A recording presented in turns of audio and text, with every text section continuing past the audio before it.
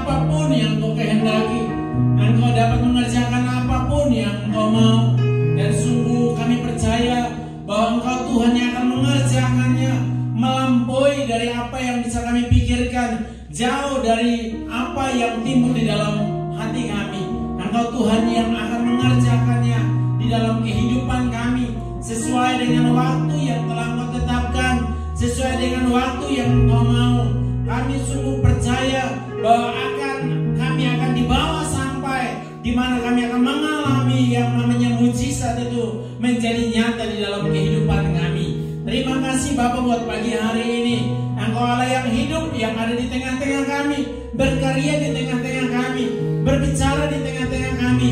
Nyatakan kerinduan-Mu bagi kami, nyatakan isi hati-Mu untuk setiap kami yang ada pagi hari ini, untuk kami boleh mengerti, boleh memahami, dan mau melakukan apa yang Engkau perintahkan kepada kami.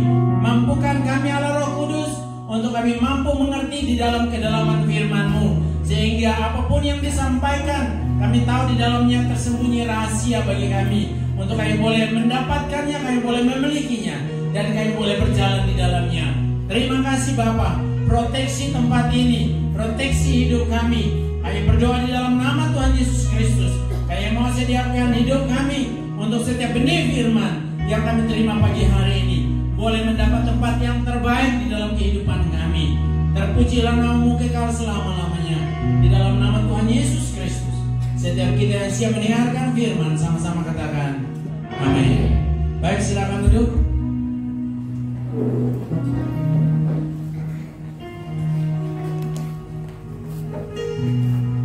Shalom semuanya. Sekali lagi shalom. Bilang terlalu noy mungkin karena terlalu dingin, karena sekarang sudah panas.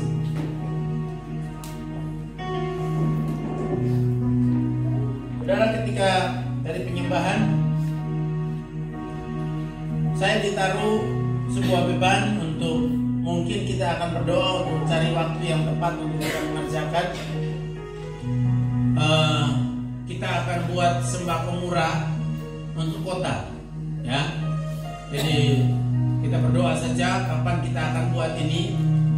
Kita akan buat sembako murah, beras mungkin 1 kilo 5.000 dan lain-lain kita akan siapkan.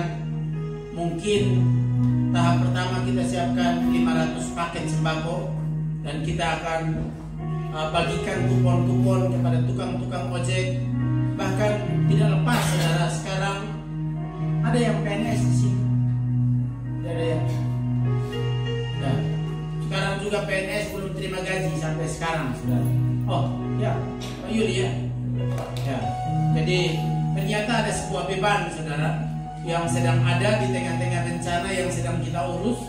Begitu. Ya, tadi Roh Kudus taruh untuk kita boleh siapkan paket sembako, untuk kita boleh bagikan kepada orang-orang yang ada di kota ini. Ya, mungkin tukang ojek, mungkin tidak lepas juga mungkin pegawai-pegawai yang sampai sekarang belum gajian, saudara. Ya, tadi malam beberapa waktu yang lalu saya lihat teman PNS saya, rekan PNS satu angkatan, dia muat di Facebook, saudara, rekeningnya. Dia bilang sampai sekarang masih tidak berubah angkanya. Saldonya berapa? 44.000, saudara. Ya, jadi saya tahu itu rekening gaji, saldonya 44.000. Jadi saya sempat tanya dia tugas di mana. Dia tugas di Bena. Jadi ya, nanti kalau kita ke Bena kita bisa temui dia. Ya, jadi ini situasi yang sedang ada, yang sedang terjadi, dan kita tidak mau menjadi orang percaya yang dikalahkan oleh atmosfer ini. Amin. Kita tidak mau menjadi orang percaya, orang yang telah ditebus, orang yang telah dimerdekakan oleh Tuhan, tetapi kita hidup di bawah hukum ini yang sedang direkayasa oleh dunia, yang sedang direkayasa oleh penghulu-penghulu di udara. Kita mau menjadi orang Kristen yang bergerak sesuai dengan waktu Tuhan, dengan timingnya Tuhan, untuk menjadi berkat di mana saja. Amin. Kapan saja Tuhan suruh, ayo kita lakukan. Saudara, ya ini adalah anugerah. Kemarin waktu kita di Malaka, saya waktu sampaikan beberapa pesan kepada pendeta dan jemaat Gemit di Malaka bersama dengan ketua klasis. Saya sampaikan bahwa kita mendapat kehormatan lebih. Kita mendapat kehormatan lebih karena diberikan kesempatan untuk melayani, saudara. Ya, jadi bukan orang yang kena bencana yang mendapat kehormatan. Kita dapat kehormatan karena kita bisa menjadi bagian penting dalam sebuah pergerakan kerajaan Allah ketika Tuhan masih izinkan kita ada di dunia ini. Saudara, saya terus ingatkan baca firman, baca Matius 25, ya, baca itu supaya saudara bisa tangkap lebih dalam dari sekedar menjadi orang Kristen, saudara. Dan saya berdoa kita tidak hidup seperti orang Kristen lainnya dalam natural Kristen, tapi kita mau hidup menjadi orang Kristen di dalam dimensi yang berbeda, sehingga saudara tahu kapan saudara dan saya harus bergerak, ya, sesuai dengan perintah yang Tuhan suruh kita bergerak, tanpa memikirkan saya, tanpa memikirkan diri kita. Ya, firman Tuhan katakan seorang prajurit itu tidak mementingkan dirinya, tapi yang dia kerjakan bagaimana dia lakukan segala sesuatu supaya tuannya, supaya pemimpinnya, ya, itu disenangkan, supaya panglimanya itu disenangkan.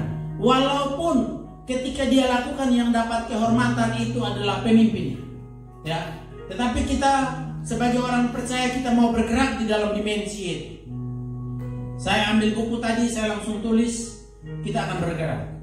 Tinggal kita tunggu waktu Tuhan. Uang dari mana? Sampai hari ini kita tidak bergerak karena uang. Kita bergerak karena Tuhan.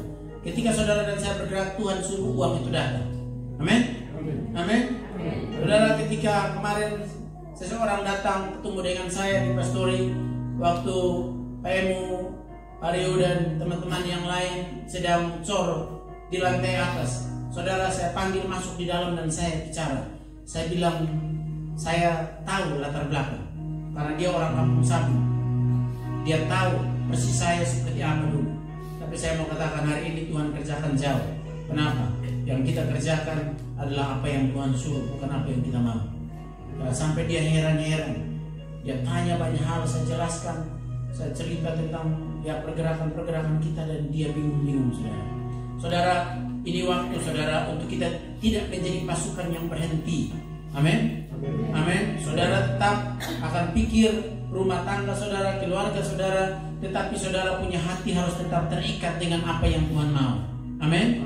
Kenapa? Karena kita bergerak di dalam dimensi itu. Saya menjadi bukti bahwa Tuhan menjamin semuanya. Amin. Firman Tuhan katakan, apa yang kau lakukan kepada seorang yang paling hina, kamu lakukan untuk Tuhan. Dan firman Tuhan katakan, ketika kau lakukan segala sesuatu untuk Tuhan, maka Tuhan akan memperhatikan hidupmu. Artinya ada sebuah jaminan yang besar. Jaminannya bukan dari manusia, jaminan langsung dari kerajaan surga. Ketika saudara dan saya terpikat hatinya untuk mengerjakan segala sesuatu untuk Tuhan, maka yang akan atur hidup kita itu Tuhan. Amin. Yang akan atur hidupmu, yang akan atur rumah tanggamu, akan atur anak-anakmu itu Tuhan, bukan kita. Dia akan men-take over, ambil alih tanggung jawab yang harusnya menjadi tanggung jawabmu. Dia akan ambil alih dan dia mengerjakan hal-hal yang ajaib. Ketika saya sampaikan beberapa hal di Malaka kemarin, saudara, kita akan pergi ke sana dalam waktu yang dekat. Harusnya besok saya ke Sumba, ini ditunda karena mungkin besok atau hari Rabu, hari Selasa itu kita akan kembali ke Malaka. Kita akan bangun rumah orang korban gempa di sana, ya. Kita akan kerja bangun rumah di sana. Kita akan bawa lagi paket sembako. Kita akan bawa lagi alat dapur untuk bagikan di sana. Kenapa harus ke Malaka? Tidak tahu. Tuhan suruh ke Malaka, ya. Tetapi kita juga tidak akan meninggalkan Soe. Soe tetap harus kita perhatikan, ya. Tetapi kita juga harus bergerak. Dia bilang dari Yerusalem keluar. Kita sudah mengerjakan banyak hal untuk Soe mulai dari tanggal 6, tanggal 5, ya. Mulai dari tanggal 5 kita sudah kerja itu dan kita sudah habis-habisan, ya. Dan waktunya untuk kita bergerak, perbesar patok-patok, panjangkan tali-tali kita. Amin. Dan saudara, kalau mau mengalami sebuah keajaiban, saudara ada di dalamnya. Karena saudara pasti akan melihat mujizat-mujizat besar itu terjadi. Amin. Saudara, ya, kemarin kita diskusi, kemarin hampir satu hari Pak Wakil Bupati dengan beberapa pemimpin di rumah, saudara. ya kita diskusi, ya Pak Emo dan teman-teman masih kerja, saya diskusi, kemudian dapat undangan untuk pelantikan bupati dan wakil bupati Malaka. Kita akan ikut dan kita akan menyampaikan beberapa hal di sana. Dan sungguh itu bukan manusia yang melakukan. Amin. Dan saya tidak tahu, tapi saya tahu bahwa Tuhan sedang bawa kita ke arah yang baru, ya, dimensi yang baru. Dan saya berdoa supaya itu bukan saya, tetapi kita. Dan saya berdoa saudara ada di dalamnya, supaya saudara bisa menikmati apa yang ditetapkan oleh Tuhan sendiri. Amin. Nah, jadi itu beberapa hal yang sebelum saya sampaikan firman, saya dorong, ayo mari kita tegak berdiri, jangan goyah. Amin. Kita harus tegak berdiri, jangan goyah. Saudara lihat kalau diri kita akan ada begitu banyak kekurangan, ya, akan ada begitu banyak hal yang bisa menghambat kita. Keterbatasan keuangan kita, keterbatasan kemampuan kita, keterbatasan relasi kita, saudara. Itu tidak mungkin, ya, tidak mungkin. Tetapi ketika itu ada di tangan Tuhan, Dia yang akan meramu semuanya. Amin. Saya kadang-kadang, ya, beberapa waktu yang lalu sampai kepepet betul-betul. Tapi saya lihat tangan Tuhan itu begitu ajaib. Nah, minggu lalu saya sampaikan bagaimana Tuhan taruh benih itu di dalam hidup kita. Ya, benih untuk peduli dengan semua korban bencana, saudara. Benih itu mulai muncul hanya dengan apa? Dengan beras 2 karung, saudara. Dengan beras makan jatah anak-anak 2 karung kita ambil, ya. Kemudian dengan ada dana untuk bor, kita ambil itu, kita belanja, ya. Tidak tahu, tapi ya sudah kerja, ya. Kalau Tuhan tidak buka tingkap langit, hari ini pasti di pastori kehabisan beras. Pasti kehabisan beras. Tapi waktu beras itu diambil 2 karung, itu menjadi benih yang menghasilkan buah. Dana begitu berdatangan. Kemarin saya cerita kepada orang kampung Sabu, saya bilang saya kadang-kadang bingung. Dana itu begitu mengalir sampai sekarang tidak berhenti. Ya.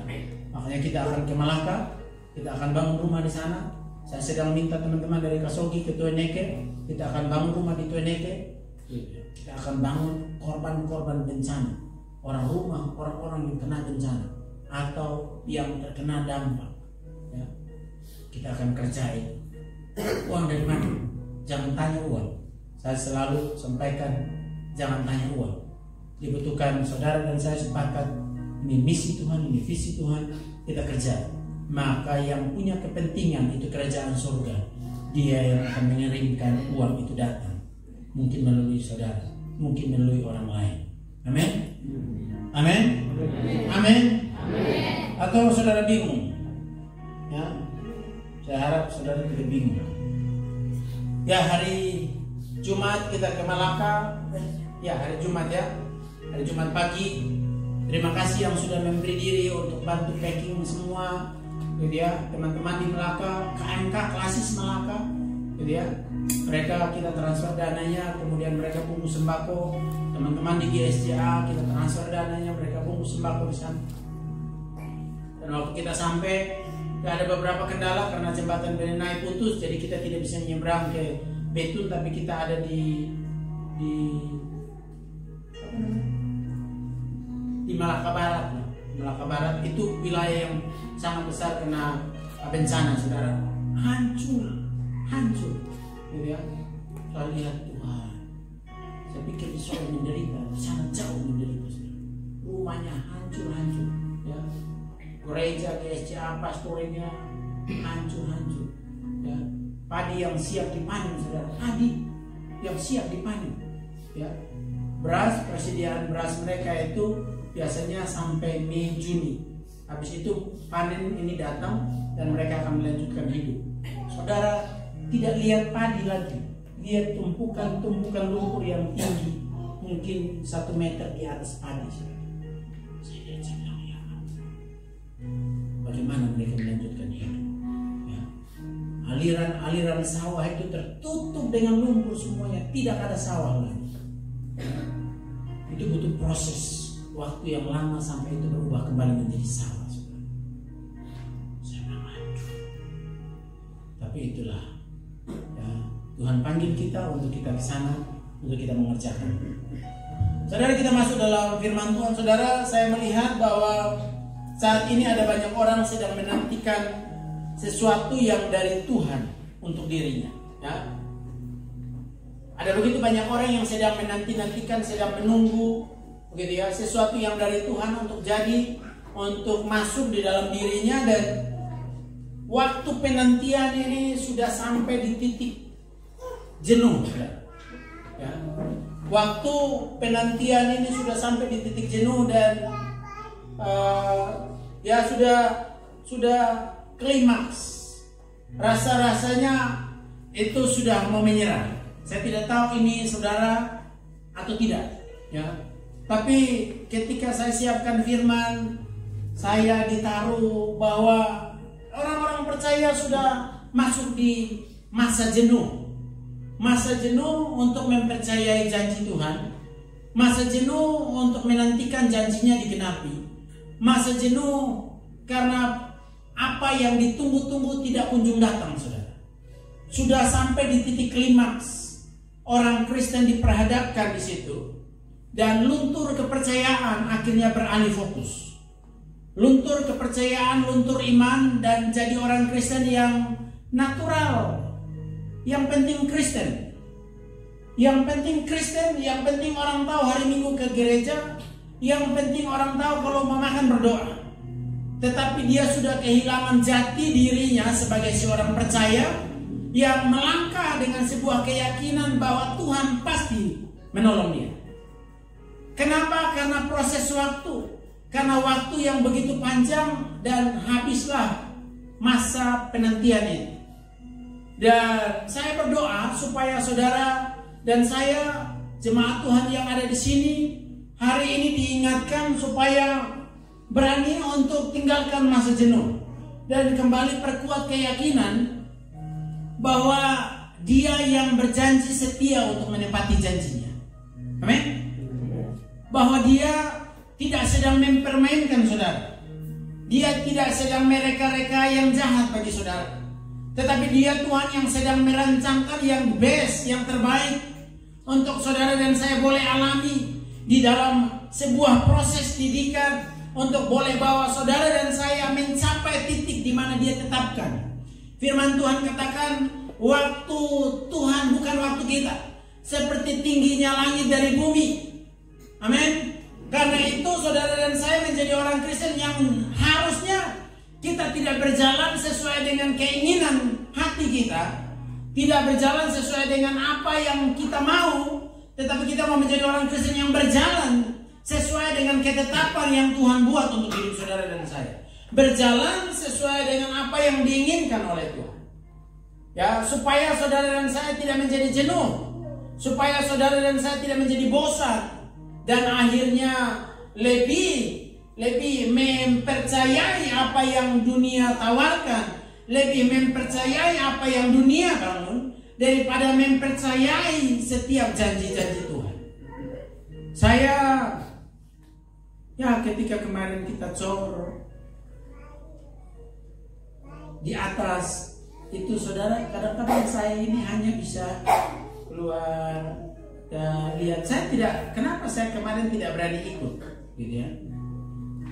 Saya mau sibuk di situ dengan Petra, dengan anak-anak Pak Martin, urus cor, saya tidak mau ikut. Kenapa? Karena saya ikut pasti saya nangis, ya. Kenapa? Ya, karena itu tidak mungkin, saudara. Itu tidak mungkin. Ya. Secara manusia tidak bisa itu. Ya. Saya coba paksa untuk naik, begitu mulai pagi sebelum orang datang saya naik, saya berdoa. Itu saya berdoa, saya ada deklarasi firman di atas. Habis itu begitu mulai turun, mulai kerja, doa habis, saya naik cepat-cepat dan saya terima campuran pertama dan saya tahu habis saya langsung turun, saya tidak mau naik lagi. Ya. Kenapa? Saya tidak tahan. Ya. Tidak tahan apa? Tidak tahan melihat realita bahwa Tuhan merancangkan sesuatu yang terlalu jauh untuk dijangkau dengan pikiran kami, terlalu tinggi ya untuk bisa dijangkau dengan pikiran manusia, tidak bisa dijangkau dengan cara manusia, tidak bisa dijangkau dengan strategi manusia, tidak bisa ya. Saudara, waktu demi waktu Tuhan terus lakukan, dan kita tidak pinjam uang dari orang, saudara. Tidak. Tapi Tuhan kerjakan itu di dalam kemahakuasaannya. Dan kadang-kadang saya bilang, Tuhan, tadi begitu Tuhan omong tentang sembako lagi, ya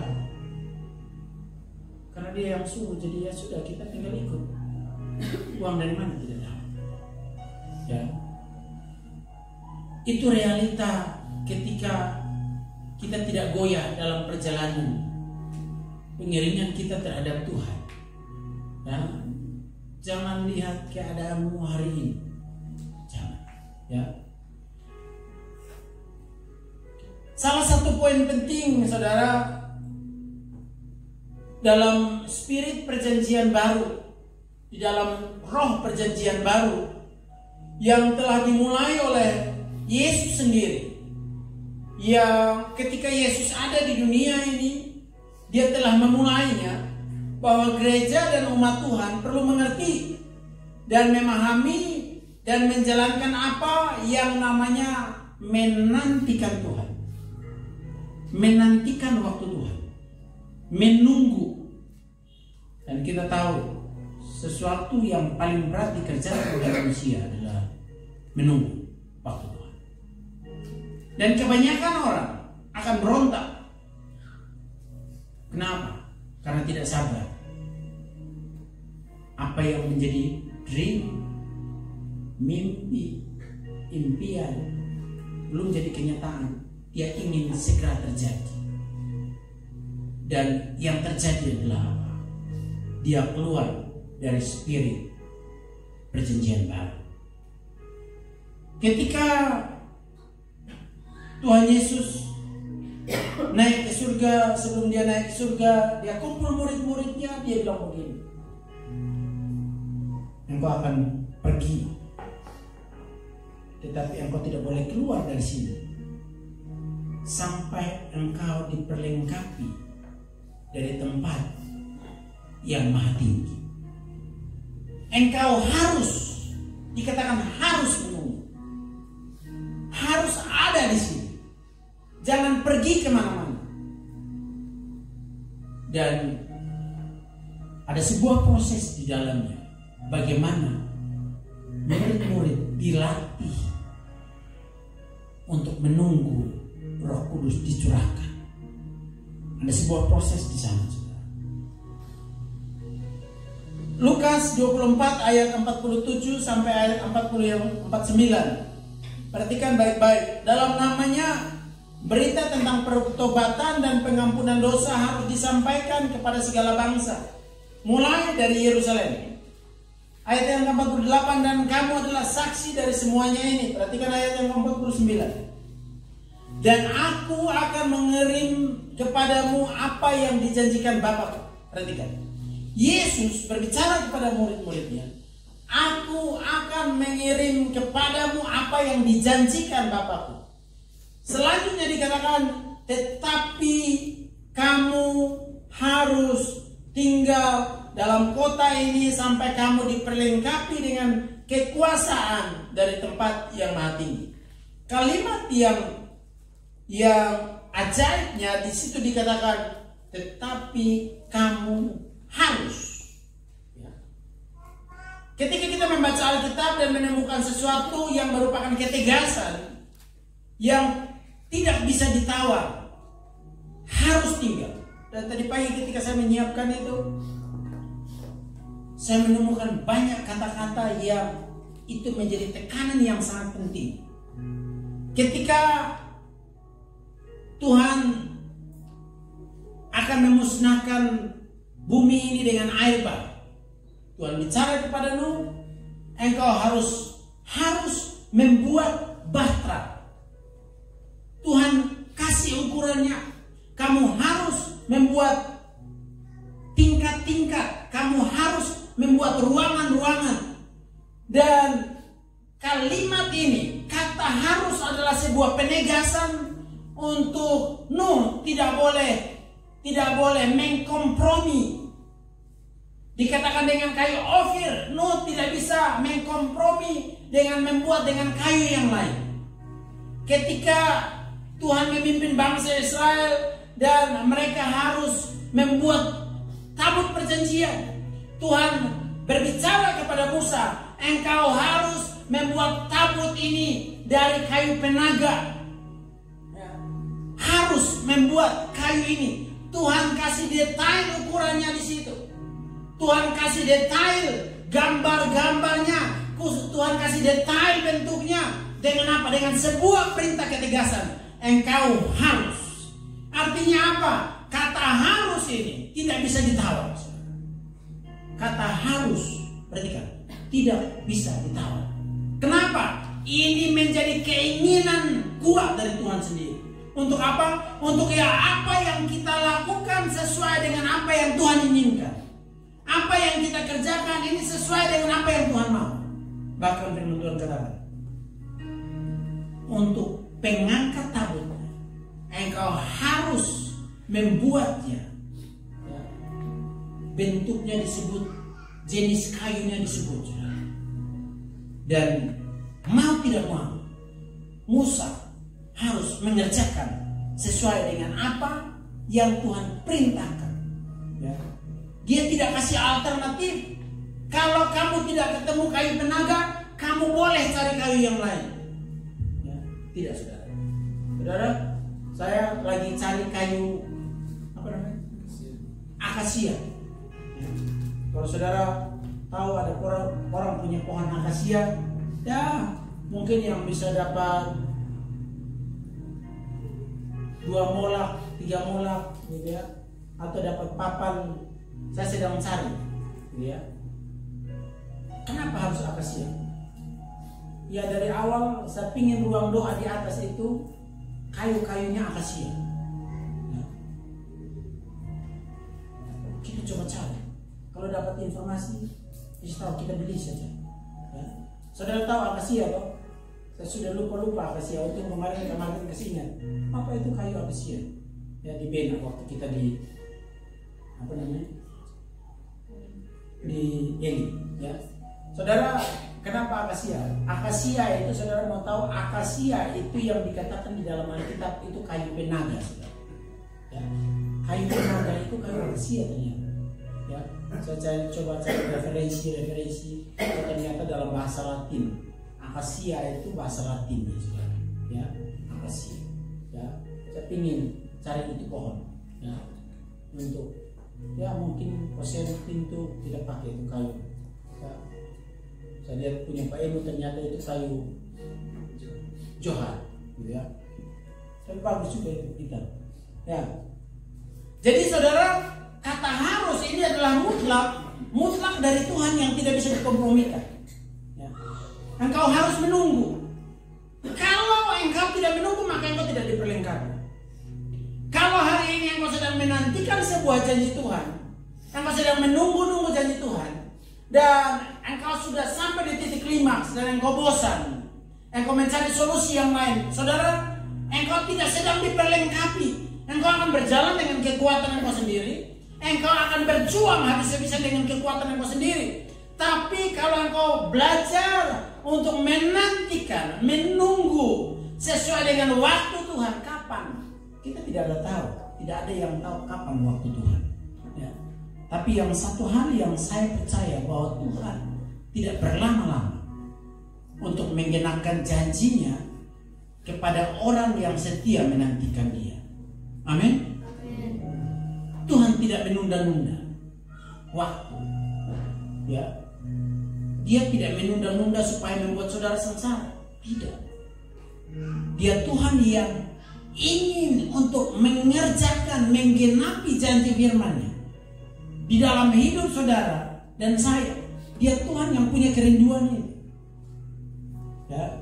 Jadi kalau saudara dan saya sedang menantikan dalam sebuah perjalanan yang banyak kosong, dia datang. Ya. Kemarin kita pergi kemana-mana, saya lihat ini Otto di rumah itu. Wah, gitu ya. Kita bawa bantuan kemana-mana, gitu. Otto lobang-lobang, gitu ya. Saya di sini saja. Kapan ganti Otto? Mau pergi di tempat yang banjir harus sewa, saudara. Saya di sini. Kemarin saya bilang Pak Joko ngomong ke Jakarta dong, saya kasih satu yang 4x4 lah. Tapi habis itu bilang lu mau urus ini sendiri. Habis itu tidak lama saudara orang tawar mobil Ranger, saudara. Ya. 100 juta memang. Saya tanya Pak Wakil Bupati, terlalu mahal. Tawar 70. Mau tawar 70 pun tidak ada uang, saudara. Hanya nekat saudara. Kita ke Malaka, orang antar mobilnya, saudara. Dia bilang kasihlah 90. Aduh, 90 ini. Saya pergi lihat, saya pegang ini mobil. Dia bilang, Tuhan terima kasih, saya sudah lihat ini mobil, tapi saya tidak mau. Gitu ya. Beberapa waktu yang lalu Ibu Winda bilang, Pak, saya berdoa supaya Pak dapat mobil yang baru sudah. Yes, amin. Kapan? Tidak tahu kapan. Ya, yang penting yes duluan. Ya, sakit karena kita jalan kemana-mana, jadi ya harus sewa terus. Pak, siapa? Rengki di mana? Belum sembuh ya? Ya. Tidak ada ya? Ya mungkin masih sakit. Saudara, menunggu itu adalah sebuah proses untuk saudara belajar mempercayai Tuhan seutuhnya. Amin. Menunggu adalah sebuah proses pembentukan, proses pematangan, membuat saudara dan saya menjadi orang-orang yang matang. Sehingga apa? Sehingga saudara dan saya ketika berjalan tidak lagi pusing. Kenapa? Karena saudara sudah dididik dengan kuat untuk belajar mempercayai Tuhan, bahwa ketika kita mempercayai Tuhan dalam perjalanan, Tuhan tidak pernah meninggalkan saudara dan saya. Dimulai dari apa? Dimulai dari proses menunggu. Ya. Tetapi kalau saudara begitu sulit cerita, omong ke orang yang gampang kasih, saudara tidak sedang dididik. Ya.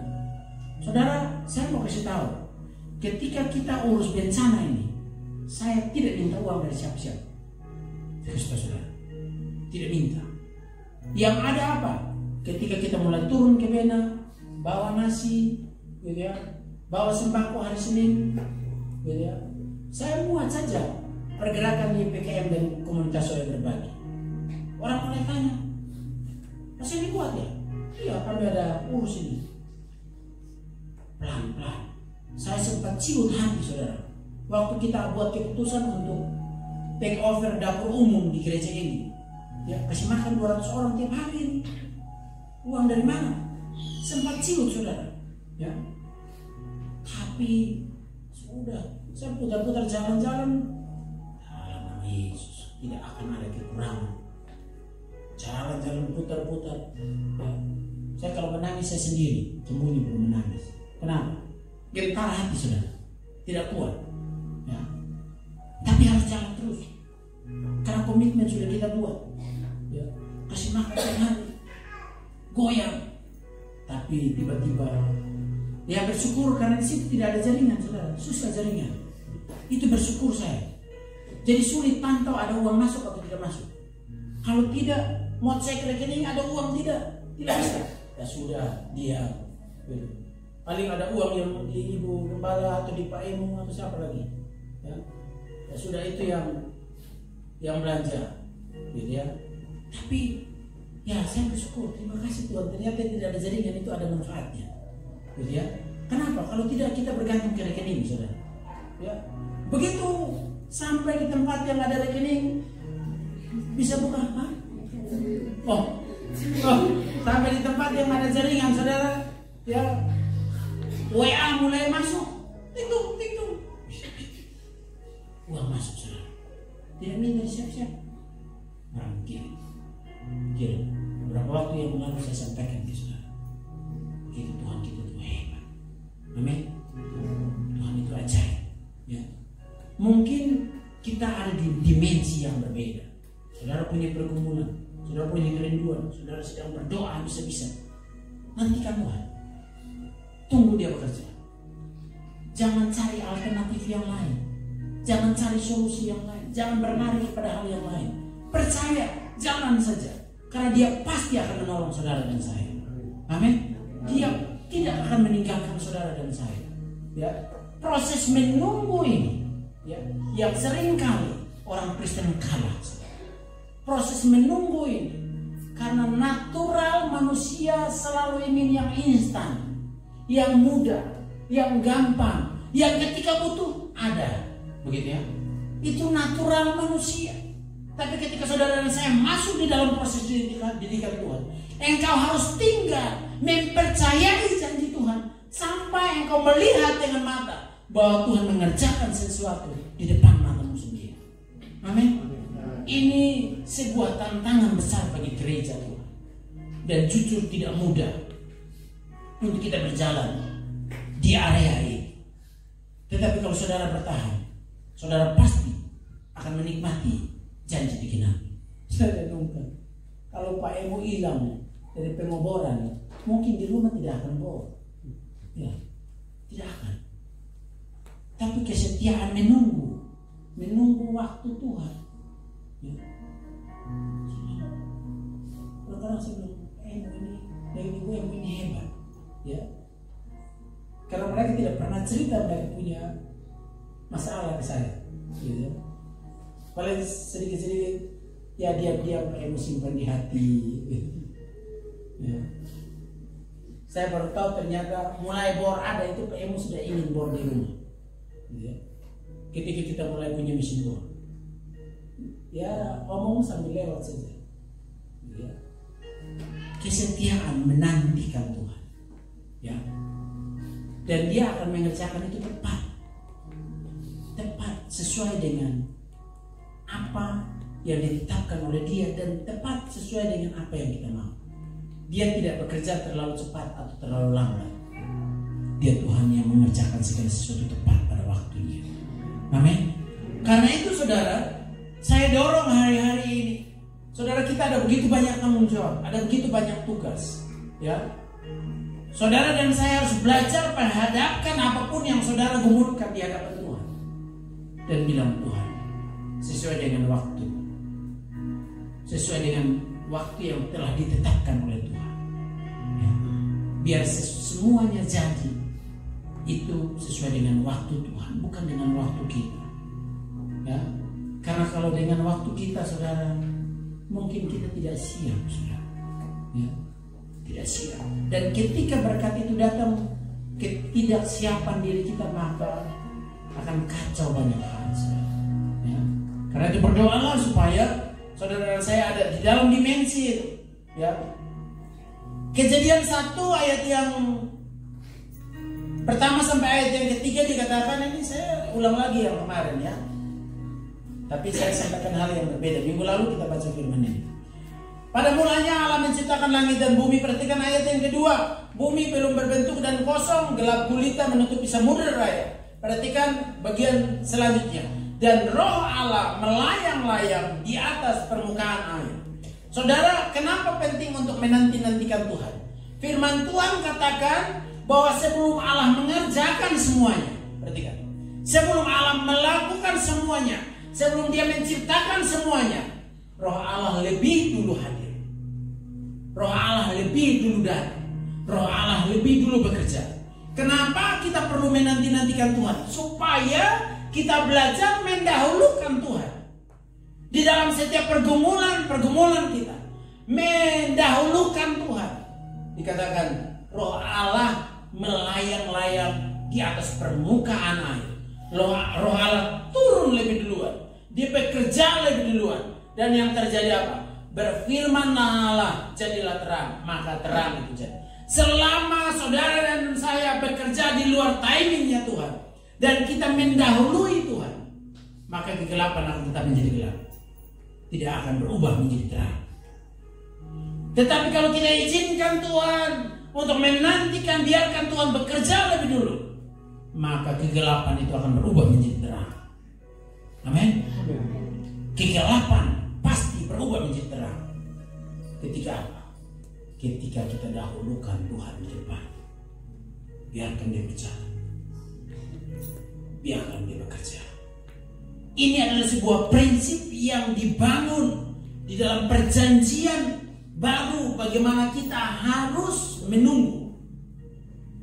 Ya. Jangan tergesa-gesa. Ya. Harus bersabar menunggu. Ketika roh Tuhan datang, maka semuanya akan selesai. Ketika roh Tuhan datang, dia yang akan memampukan saudara, dia yang akan menolong saudara, dia akan bekerja di dalam diri saudara. Apa yang terjadi saudara ketika kita tidak sabar menunggu? Saudara ingat kisah tentang Saul, ya? Ketika Saul setelah dinobatkan menjadi raja, dia berperang, dan ketika ada di Gilgal, ya, harus menghadapi orang Filistin. Dia sudah janjian dengan Samuel, ya, untuk datang ke Gilgal untuk mempersembahkan korban supaya bangsa Israel bisa maju berperang melawan orang Filistin. 7 hari, ya, mereka buat perjanjian. Hari ke-7 Samuel akan datang untuk mempersembahkan korban. Setelah itu baru Saul dan bangsa Israel boleh maju untuk berperang. Ketika Saul menunggu-nunggu, pas hari ke-7 saudara, Samuel belum muncul saudara. Apa yang terjadi saudara? Karena desakan dari orang lain, Saul mengambil keputusan untuk bawa anak domba itu supaya dia mempersembahkan di hadapan Tuhan. Karena apa? Karena musuh sudah datang menyerang. Perhatikan baik-baik, ini sangat penting. Ketika ada kebutuhan mendesak, saya renungkan ini begitu tajam saudara. Kadang-kadang kita keluar dari apa yang Tuhan mau. Ketika ada tekanan ekonomi, kita keluar dari situ. Ya. Kita keluar dari mempercayai Tuhan. Ketika ada desakan yang begitu berat, orang mulai omong kita, orang mulai gosip kita, orang mulai tekan kita. Ya. Akhirnya yang terjadi adalah selalu kita akan mencari solusi sendiri. Seperti apa yang dilakukan oleh Saul, seperti apa yang dilakukan oleh Samuel. Desakan begitu kuat, dia perintahkan untuk apa? Untuk imam datang bawa korban dan dia mempersembahkan korban itu. Perhatikan, dia berpikir Samuel tidak datang. Begitu dia selesai mempersembahkan korban, Samuel datang. Salah dong Samuel, yang benar Saul. Karena Samuel tidak datang sesuai dengan waktunya. Dan niat apa yang dilakukan oleh Saul adalah niat baik, tapi menyalahi prinsip bersabar dan menunggu. Saul melanggar prinsip. Dia harus tunggu. Dia harus bersabar, menantikan sampai Samuel datang mempersembahkan korban. Dan apa yang terjadi saudara? Ketika dia selesai mempersembahkan korban, Samuel datang. Dan hari itu roh Tuhan yang menobatkan Saul menjadi raja keluar dari diri Saul. Masalahnya sederhana, tidak sabar menunggu. Begitu berbahayanya saudara dan saya sebagai orang percaya ketika kita tergesa-gesa keluar dari waktu ini, keluar dari kesabaran untuk menantikan Tuhan bekerja dalam hidup kita. Kehilangan banyak hal. Dia berteriak, Samuel bilang,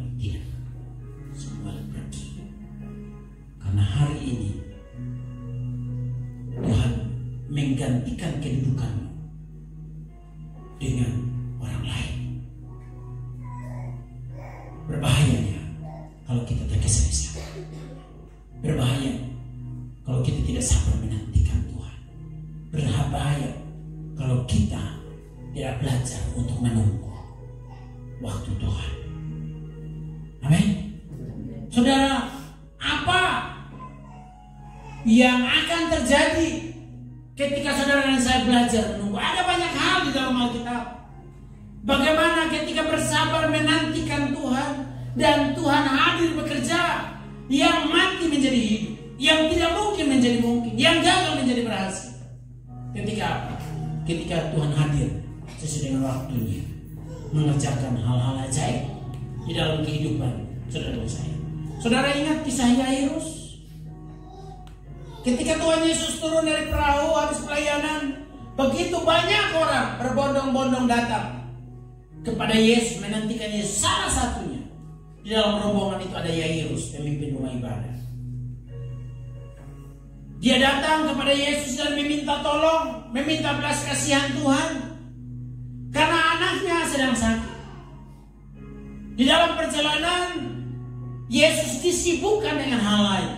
Saya sangat percaya sebagai manusia, pasti Yairus di sini berontak.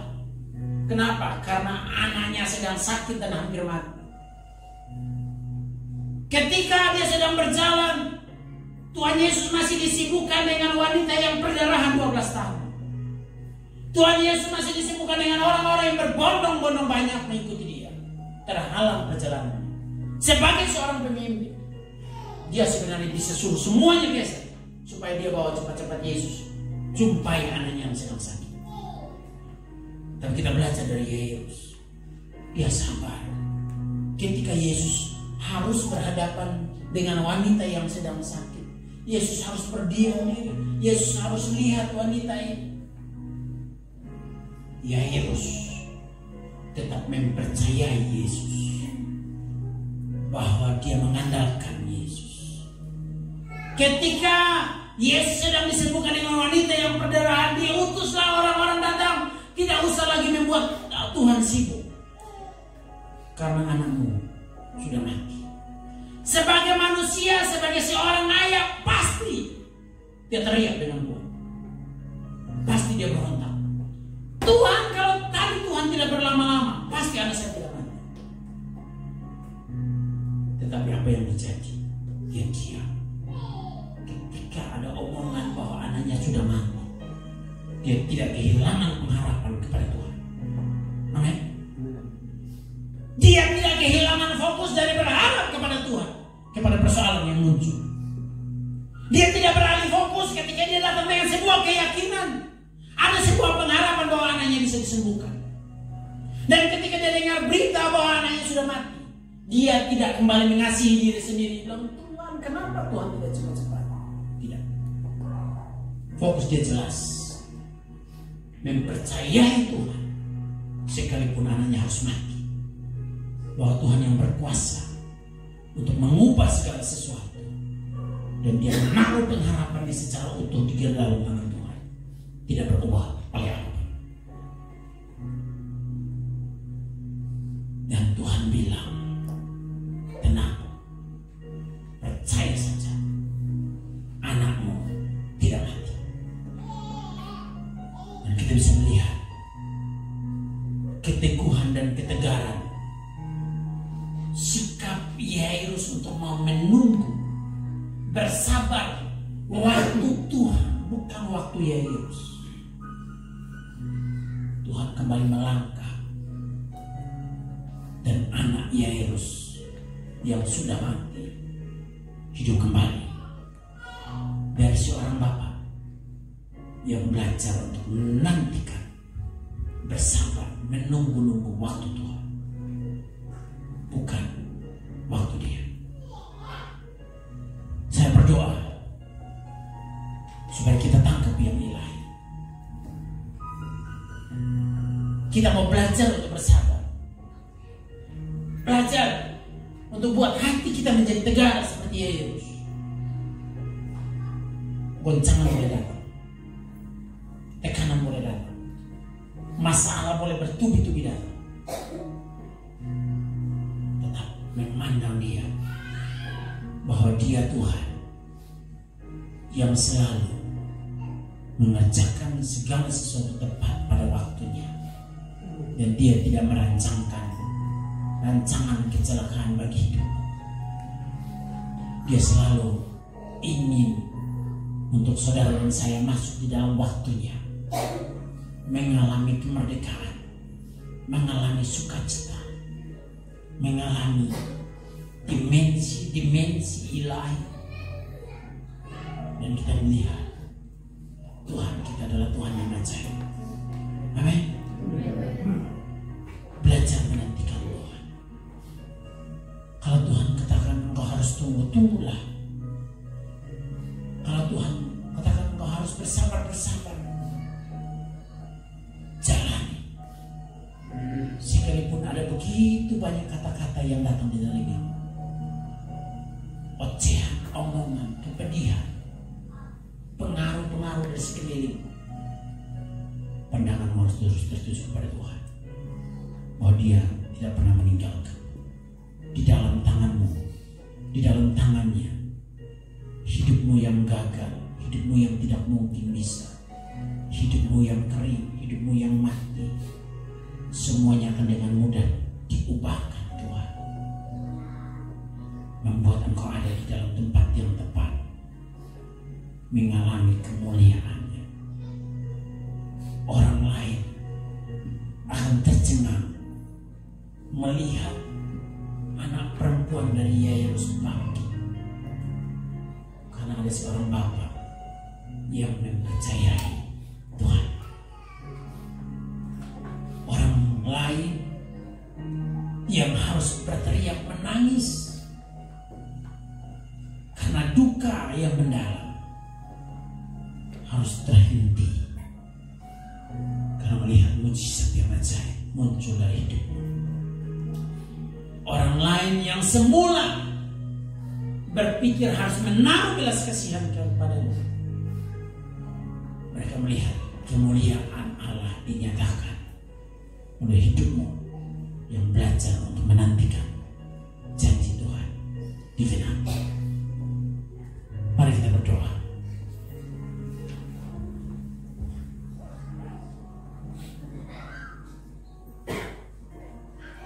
Saya undang WL dan Singa boleh maju. Kami tahu ini tidak mudah untuk kalian jalani. Kami tahu ini tidak mudah untuk kami harus lalui, kami harus lewati.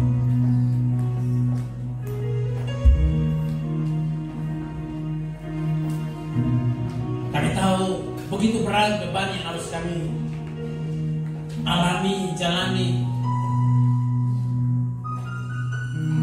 Tetapi satu hal yang tak mau kami percayai, janji-Mu bahwa Engkau Tuhan yang tidak pernah membiarkan kami, yang tidak pernah meninggalkan kami. Di dalam tekanan, dalam persoalan, dalam masalah, dalam lembah kekelaman, lembah duka sekalipun Engkau hadir di sana. Dan Engkau mampu untuk mengubah segalanya. Engkau mampu untuk mengubah semuanya.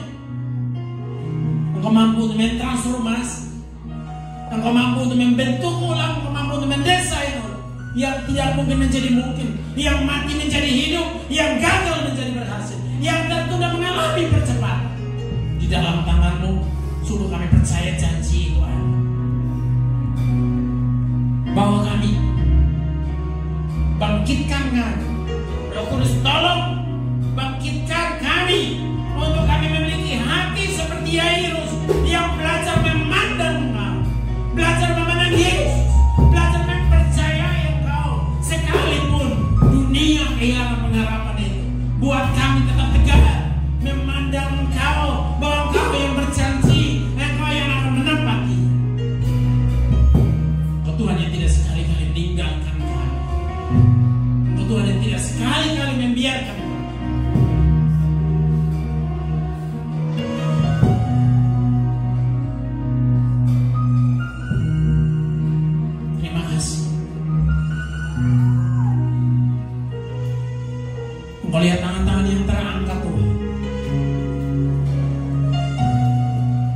Yairus, mereka ada di titik yang paling maksimal dari sebuah pengharapan.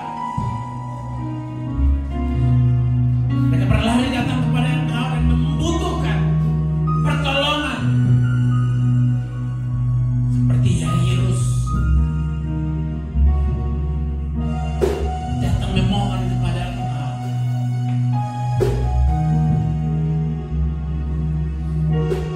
Ulurkan tangan pengasih. Engkau tidak tahu setiap cerita hati kami. Engkau tahu setiap teriakan-teriakan dari mulut kami, dari hati kami. Ketika kami harus menghadapi situasi-situasi yang sulit, ketika kami harus menghadapi masa-masa yang sukar dalam kehidupan kami.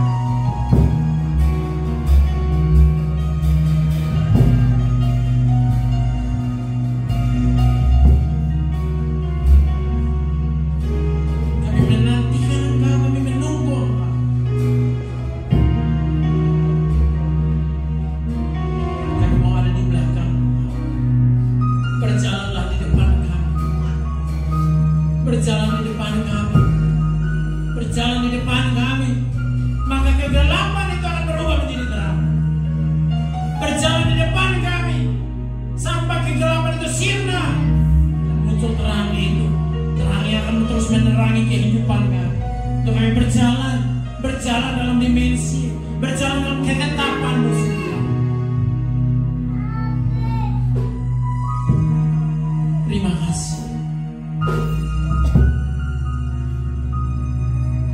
Ajar kami untuk kami bersabar, seperti Yairus dididik untuk bersabar. Ajar kami untuk kami belajar menanti-nantikan,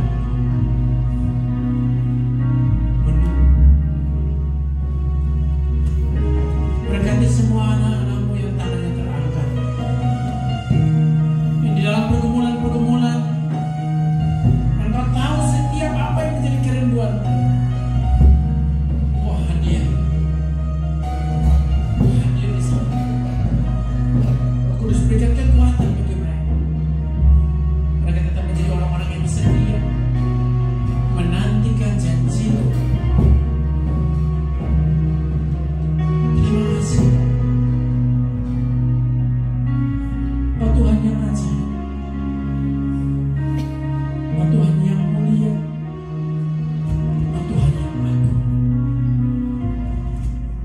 Terima kasih buat firman-Mu yang mengingatkan kami, yang menegur kami, yang menasihati kami untuk kami kembali di jalan.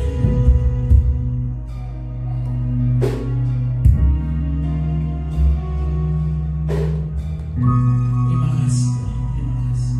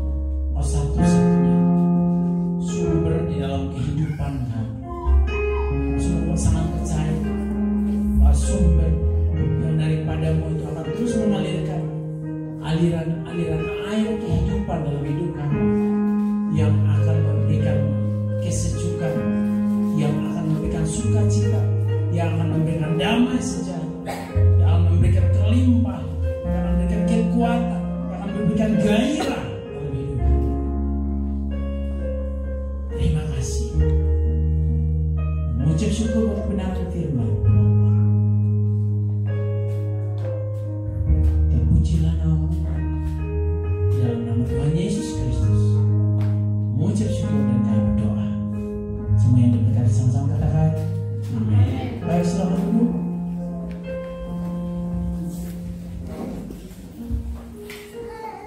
Kita masih ada di dalam pada sesuai dengan ketetapan pemerintah protokol COVID, daripada masih terus dipersingkat.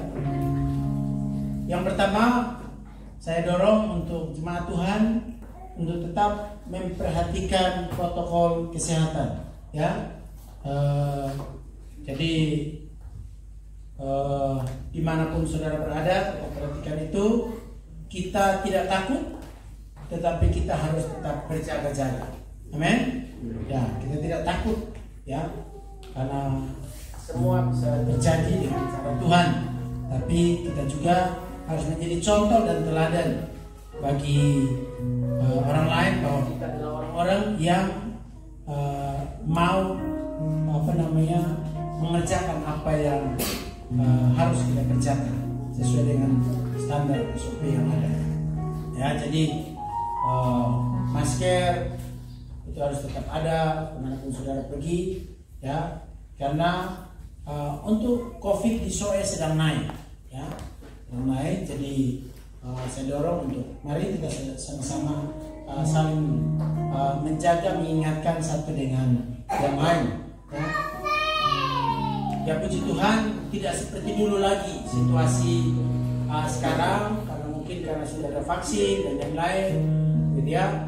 Tetapi protap tetap harus kita kerjakan, kita jalankan, ya. Kemudian hari ini atau besok pagi, ya, kami